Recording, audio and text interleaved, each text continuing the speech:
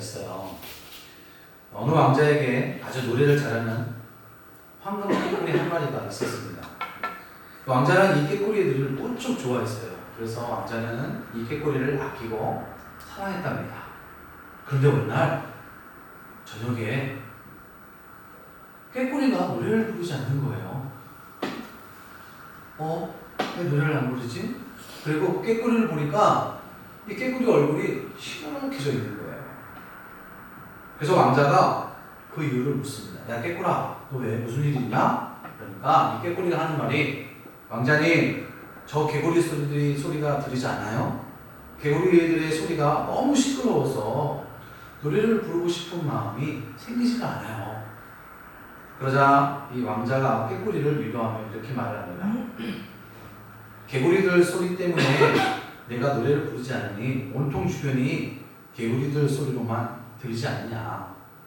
그러니 내가 더욱 열심을 내서 노래를 불러서 저 개구리들 소리가 들리지 않도록 해다오 라고 그렇게 이야기했다고 합니다.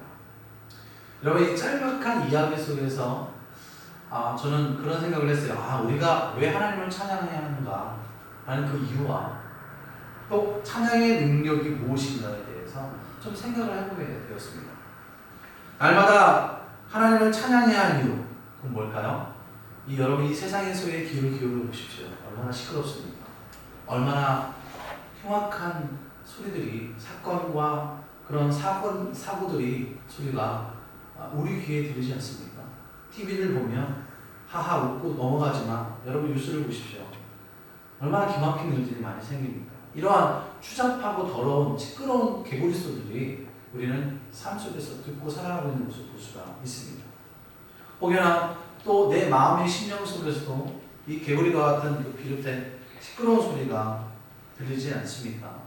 그러한 이 세상의 시끄러운 소리를 잠재울 수 있는 방법, 내 안의 소리, 내 안에 가득 찬 그 개구리 소리를 잠재울 수 있는 방법은 단 한 가지입니다. 찬양으로 우리 삶을 가득 채우면 찬양을 통해서 그 시끄러운 소리를 잠재울 수 있다는 겁니다. 여러분, 찬양하면은요, 내 마음속에 있는 슬픔과 고통과 염려와 근심이 사라지게 돼요. 슬픔이 변하여 기쁨이 되는 거예요. 여러분, 옛날에 우리 조상들은, 우리 어머님들은 힘들고 어려울 때 어떻게 했어요? 노래 불렀어요. 노래 부르면서 그 힘들고 어려움을 노래로 달랬습니다. 이겨냈어요. 그러니까 노래에는 엄청난 능력이 있는 거예요. 찬양도 마찬가지입니다. 여러분들이 찬양을 들으시고 또 찬양을 불러보세요. 답답한 우리의 심령이 분명히 변화를 경험하게 될 것입니다. 오늘도 그와 같은 변화와 그와 같은 은혜가 여러분 심령들 속에 가득 넘치길 주의 이름으로 축복합니다. 오늘 본문 말씀에는요, 바울과 신라가 등장해요. 근데 이 바울과 신라가 하나님을 찬양하고 있는 모습을 볼 수가 있습니다. 이 내용이 좀 어떻게 되냐면은 사도행전 16장 16절부터 말씀이 이제 내용이 시작되는 거거든요. 바울과 신라가요, 기도를 하기 위해서 길을 가고 있었어요. 그런데 그때 귀신 들린 여종을 만나게 되는 거예요. 여러분, 이 귀신 들린 여종이라는 건 뭐냐면 귀신이 주는 그 초자연적인 능력을 통해서 사람들의 기룡화복과 미래를 이혼하는 자였어요. 오늘날로 말하면 누굴까요? 무속인들. 그렇죠? 무속, 점치는 사람들. 그러니까 귀신이 들린 거예요. 그러니까 여러분, 지금 무속인들은 다 뭐라고요? 귀신 들린 거예요. 이 여종이, 종들이 있었는데 한 명이 여러 명이 있었어요. 근데 이 주인들이 그 여종의 신통방통한 그 귀신의 능력을 통해서 돈벌이를, 그 여종을 이용해서 돈벌이를 하고 있는 거죠. 그런데 여종이 바울 이름을 졸졸 따라다니는 거예요. 계속 따라다니면서 바울이 전도할 때마다 방해를 하는 거예요. 그것도 하루 이틀이 아니라 계속해서. 그러니까 바울이 얼마나 괴롭겠습니까? 그래서 바울이 이 여종 안에 있는 귀신을 쫓아냅니다. 예수 그리스도의 이름으로 귀신을 쫓아내요. 근데 이 문제가 이제 해결될 줄 알았는데 오히려 이 문제가 더 커진 거예요. 왜 더 커졌을까요? 이 여정을 통해 돈벌이 하는 사람들이 생계가 수입원이 끊어졌기 때문에 이들이 화가 난 거예요. 그래서 바울과 신라를 로마 관리들에게 고발합니다. 아니 이들이 유대인들인데 지금 이곳에 와서 소란을 피우고 엉뚱생뚱한 이상한 말로 사람들의 마음을 선동하고 있습니다. 이놈들을 잡아가십시오. 라고 그렇게 고발을 한 거예요. 그래서 이 로마 관리인들은 바울과 실라의 옷을 찢기고 때리고 그리고 발에 착고를 채우고 빛이 들어오지 않는 지하 어두운 감옥에 집어넣습니다. 이제 바울과 실라가요 한밤중에 기도하고 찬송을 해요.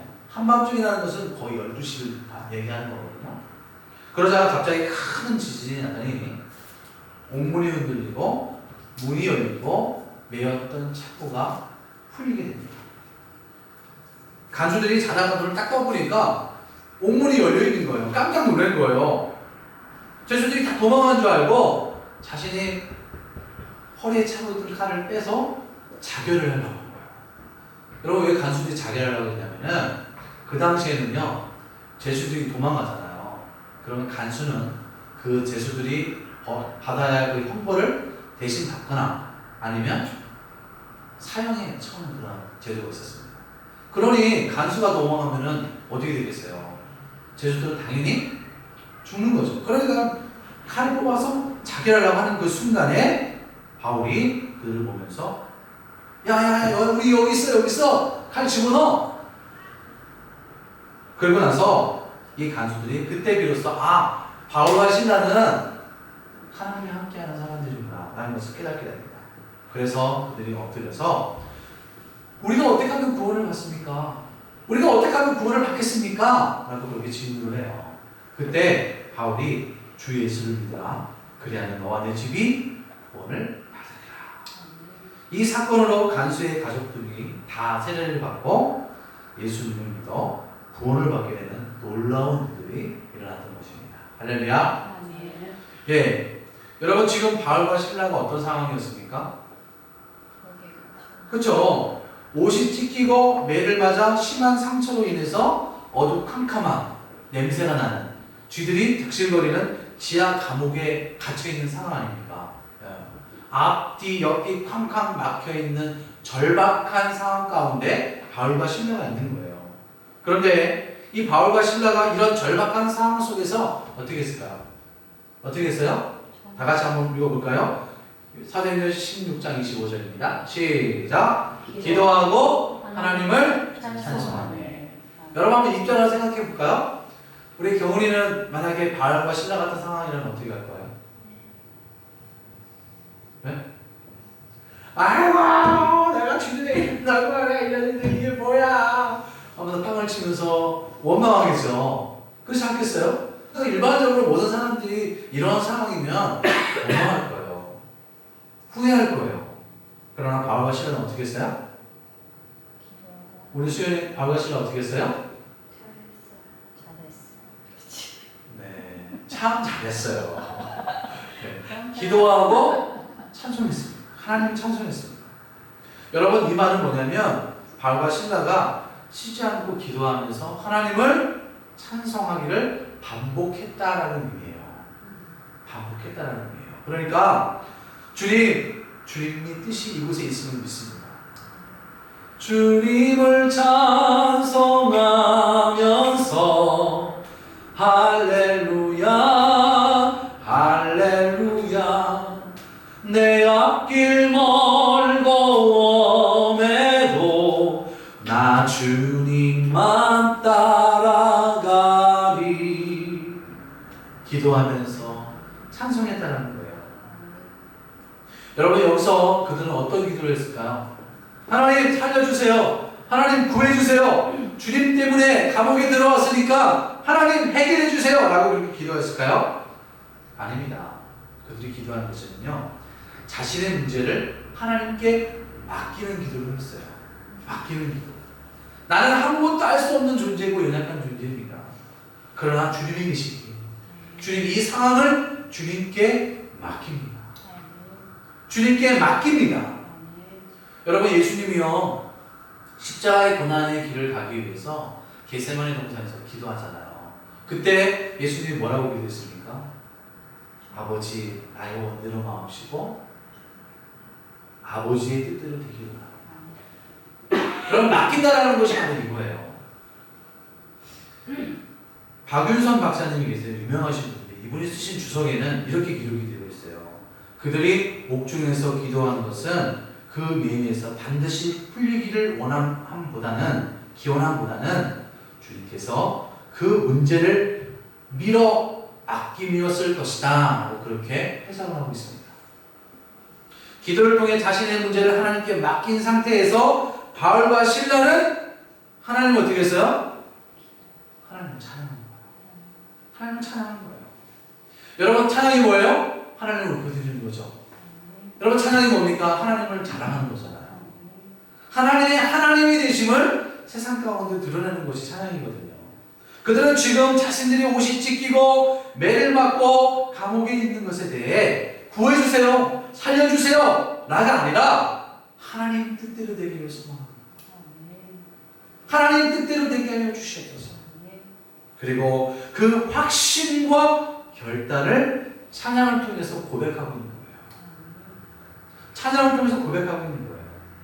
영국의 여객선 스텔라오가 암초에 부딪혀서 난파가 되었습니다. 근데 그 가운데 생존한 12명의 여성이 탄 무명보트는 뭐가 없어서 이 바다를 표류하고 있었어요. 그때 그 보트에 유명한 가수 마가렛 윌리엄이 타고 있었는데 그녀가 사람들에게 이렇게 이야기합니다. 여러분, 이제 하나님을 의지합시다. 믿음의 증표로 함께 찬송을 부릅시다. 여러분, 찬송은요 믿음의 증표인 거예요. 찬송은요 믿음의 표현인 거예요. 여러분, 우리는요 문제가 생기면 어떻게 해요? 문제가 생기면 대부분 사람들이 두 가지 행동해요. 세상을 바라고 세상을 의지하죠. 내가 할 수 있는 힘을 총동원해서 그 문제를 해결하려고 해요. 두 번째는요, 신앙 있는 사람은 어떻게 해요? 하나님께 나와 기도를 합니다. 기도를 해요. 그동안에 배우고 들은 게 있어서. 그런데요, 찬양을 할까요? 찬양을 하지 않아요. 거의 대부분 찬양하지 않습니다. 사람들은요, 찬양! 그 찬양은 기쁠 때 하는 거고, 찬양! 그건 감사할 때 하는 것이지 라고 그렇게 생각하지, 우리 인생 가운데 절망이라는 터널을 지날 때는 하나님을 거의 찬양하지 않습니다. 여러분 생각해 보십시오. 그런데요, 그런 상황 가운데 하나님께 나와 기도하고 찬양하면요, 여러분 놀라운 일이 생깁니다. 놀라운 일이 생깁니다. 왜 그럴까요? 한번 볼까요? 사도행전 16장 25절입니다. 같이 읽겠습니다. 시작. 한밤중에 바울과 실라가 기도하고 하나님을 찬송하며 죄수들이 듣더라. 다시 한번. 죄수들이 듣더라. 여러분, 듣더라는 말은 뭐냐면은 경청하다는 얘기예요. 여러분, 이 설교 시간에 하나님 말씀 좀 듣죠? 이것을 듣더라라고 이야기하는 겁니다. 다른 말로 말하면 그들이 주의 깊게 듣고 있었다라는 의미를 갖고 있는 겁니다. 주의 깊게 듣고 있었다. 뭐를요? 찬양의 소리를 주의 깊게 듣고 있었다는 거예요.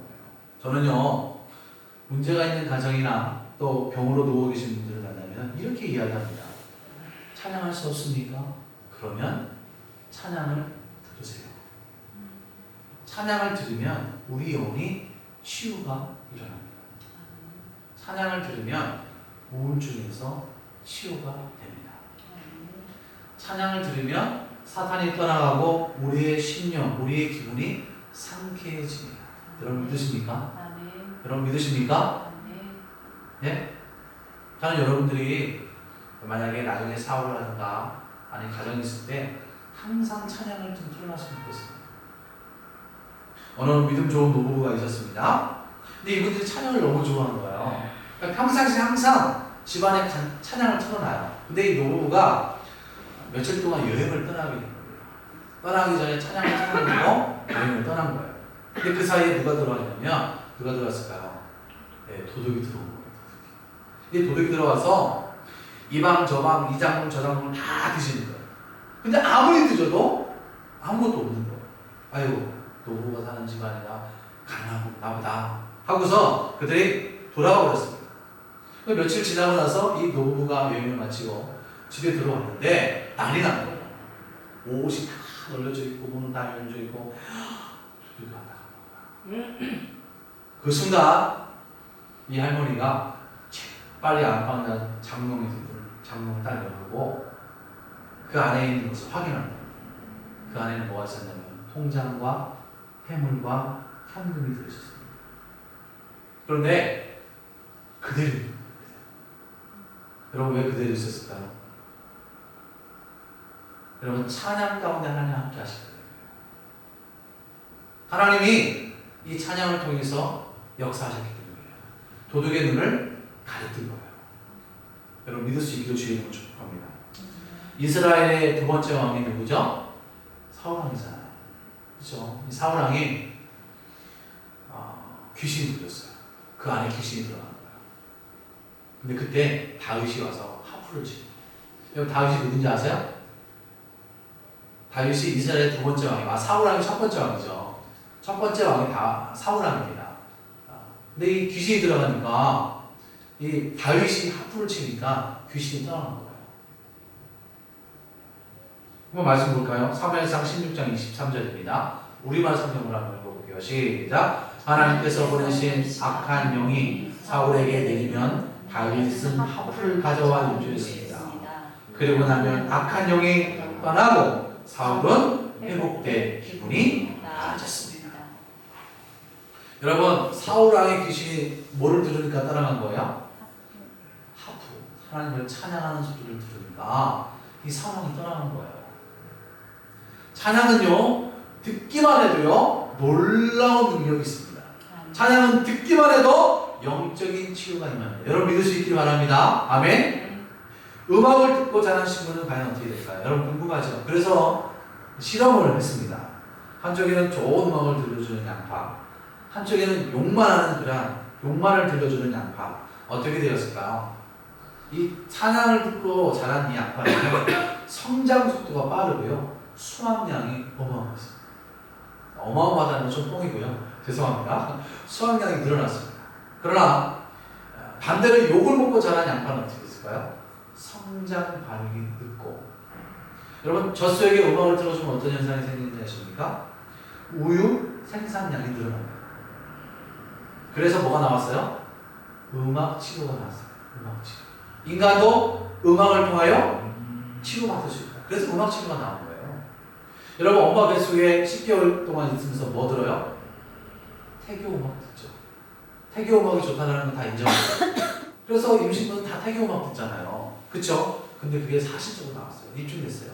태교 음악을 들으면 아기가 엄마 뱃속에서 안정적으로 그리고 성장 발달이 향상한다.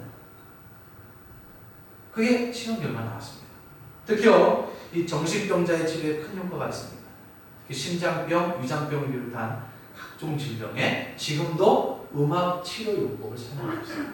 그러니까 음악이 얼마나 좋다는 거예요. 이렇게 세상 음악도 인간과 동물과 식물에게 영향을 주는데 하물며 하늘의 언어의 찬양을 우리가 듣고 부르면서 잘한다면 여러분 어떻게 되겠습니까? 하나님의 능력이 들어있기 때문에 하나님의 능력이 그 안에 들어있기 때문에 하나님은요 어디에 계시다고요? 찬양 중에 계세요. 시편 22편 3절 말씀 같이 읽어보겠습니다. 자, 같이 읽어보겠습니다. 시작. 이스라엘의 찬송 중에 계시는 주여, 주는 거룩하시나요?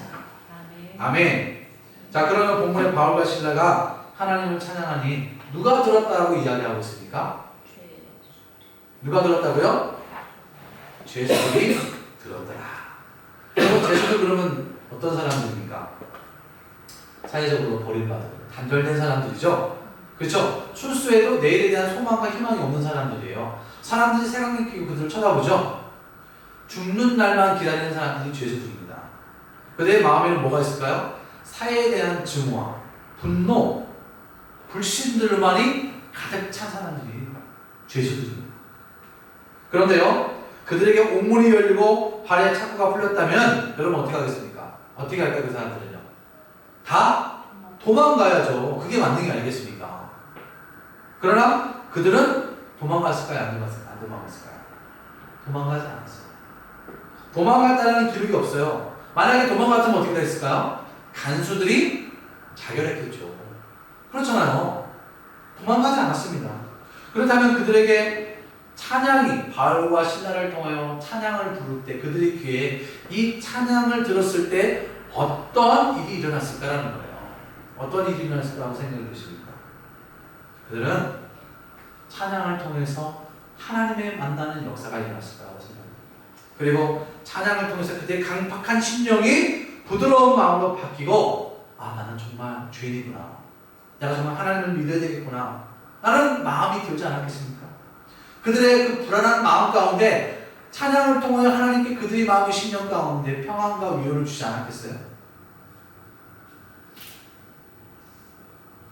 1912년 4월 14일에 대서양에서 침몰한 타이타닉 이야기 아시죠? 예.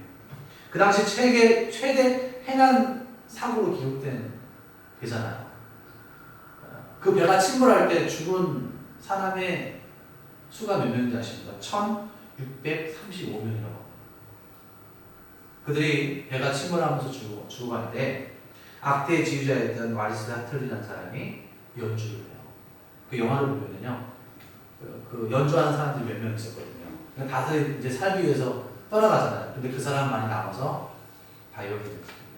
그러니까 그 음악을 듣던 첼로 주자들, 또 다른 바이올린 주자들이 다시 그 음악 합세해서 합주를 해요. 그리고 그 음악을 듣고 그 찬양을 듣던 사람들이 그 노래를 같이 함께 따라 부릅니다. 내 주를 가까이 하게 하무. 그러면서 1635명이 타이타닉과 함께 가라앉습니다. 여러분, 그 죽음의 위기 속에서 그 찬양을 듣던, 그 음악을 듣던 그들의 마음은 어땠을까요? 나는 죽었구나, 이제 끝이구나 라는 생각을 할 수 있겠죠. 그러나 그 마음 속에서는, 하나님을 찬양하는 그 마음 속에서는 내가 인생 잘못 살았구나, 예수를 믿어야 돼. 공포와 그 죽음에 질린 상태에서 그 찬양을 듣고 그들은 위로를 받지 않았겠습니까? 평안함이 있지 않았겠습니까? 옥에 갇힌 제수가 여러분 들었다면요, 누가 들었다는 말일까요? 네? 하나님이 들었다는 얘기예요. 바울과 신라가 찬양했을 때 누가 들었다고요? 하나님이 들었다는 거예요. 여러분, 하나님을 찬양하면요 반드시 하나님의 찬양을 들으십니다.